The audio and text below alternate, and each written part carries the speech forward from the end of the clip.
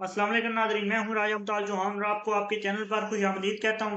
बात कर लेते हैं तहरीक इंसाफ के जलसे के हवाले से। तहरीक इंसाफ का ये दूसरा जो है पावर शो होने जा रहा है। इस्लामाबाद के बाद ये दूसरा जलसा उन्होंने मीनार पाकिस्तान लाहौर में करने के हवाले से ऐलान कर रखा था कि ये जलसा 21 सितंबर को होगा। आज ये जलसा होना है, लेकिन इस जलसे की जगह को तब्दील कर दिया गया और ये जलसा अब मीनार पाकिस्तान पर नहीं होगा, बल्कि कान्हा के मकाम पर ये जलसा जो है वो होना है। ये जलसे का मकाम तो तब्दील किया गया, लेकिन जिसके हवाले से काफ़ी ज़्यादा तहरीक इंसाफ को मुश्किलात का सामना रहा। लाहौर में हम देखते रहे, सारा दिन रिपोर्टिंग देखते रहे कि लाहौर के अंदर उन्होंने कंटेनर्स जो हैं, वो तमाम तर दाखिली और खारजी रास्तों पर कंटेनर्स खड़े कर रखे थे। मीनार पाकिस्तान ग्राउंड के बाहर भी कंटेनर्स की भारी तादाद मौजूद थी। लाहौर को बंद करने की तैयारियां थी। उसके अलावा काफ़ी ज़्यादा मज़ीद मुश्किलात कारकुनों कारकुनों का जो है वो पकड़-धक्कड़, कारकुनों की पकड़-धक्कड़, उसके अलावा लीडरान की पकड़-धक्कड़, सनम जावेद साहिबा के वालिद को जो है वो पकड़ा गया। उसके अलावा भी बहुत सी इस तरह की जो है वो हुकूमत और तहरीक इंसाफ जो है वो आमने-सामने हमेशा से ही रहे हैं, लेकिन इस जलसे के हवाले से ख़ास तौर पर ये इन दिनों में ये काफ़ी कुछ चलता रहा है। लेकिन मामला था इजाज़त का ये माँगी गई थी पीटीआई की जानिब से, जो कि नहीं दी गई थी गुज़िश्ता रोज़ तक हुकूमत की जानिब से और इंतज़ामिया डिप्टी कमिश्नर और बाकी जो इंतज़ामिया है लाहौर की, उसकी जानिब से ये इजाज़त नहीं दी गई थी तहरीक इंसाफ को। उसके बाद तहरीक इंसाफ जो है वो अपनी ये इजाज़त लेने के लिए लाहौर हाई कोर्ट में रुजू किया उन्होंने और तहरीक इंसाफ की लीगल टीम ने काफ़ी अच्छे तरीके से लाहौर हाई कोर्ट में अपना केस जो है वो लड़ा।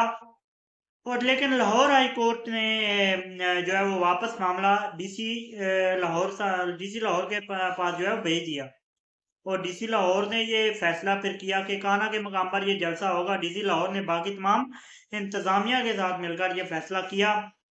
क्योंकि लाहौर हाई कोर्ट जो है वो उसने कहा कि ये मामला जो है फिलहाल क्योंकि इसके हवाले से कोई इंतजामिया का बयान नहीं है, तो ये जो दरख्वास्त है वो नाकाबिल समाअत है और ये उन्होंने डिप्टी कमिश्नर लाहौर की जानिब जो है वो ये ट्रांसफ़र कर दी।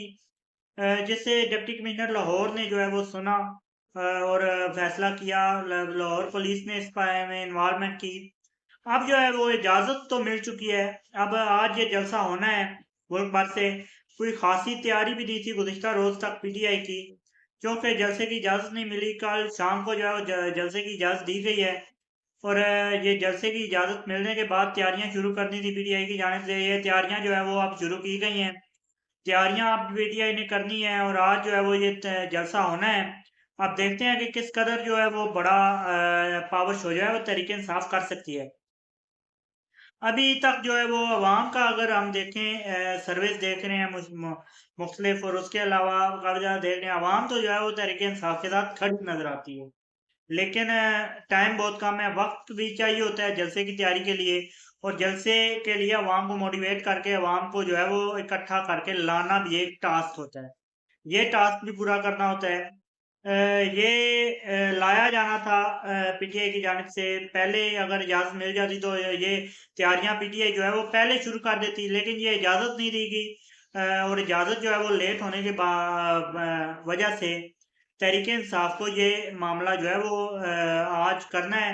अब देखते हैं तहरीक इंसाफ किस कदर ये तैयारी को पकड़ दिया और किस कदर अपना जो है वो पावर शो कामयाब कर सकते हैं, या फिर ये कामयाब नहीं हो सकता। अब नेक्स्ट वीडियो में इंशाल्लाह हम बात करेंगे कि जो ये तरमीम के हवाले से जो केस आने हैं और जो ये ऑर्डिनेंस लाया गया है, इसका आपस में क्या गठजोड़ है और क्या ताल्लुक है, तो ये बात हम इंशाल्लाह नेक्स्ट वीडियो में करेंगे। और ये ऑर्डिनेंस जो है वो प्रैक्टिस एंड प्रोसीजर एक्ट के हवाले से सुप्रीम कोर्ट के बेंच के हवाले से लाया गया है, इस पर बात करेंगे। फिलहाल के लिए इतना ही। चैनल को सब्सक्राइब, वीडियो को लाइक कर दें। अब तक के लिए इतनी मुझे दीजिए इजाज़त। अल्लाह हाफ़िज़।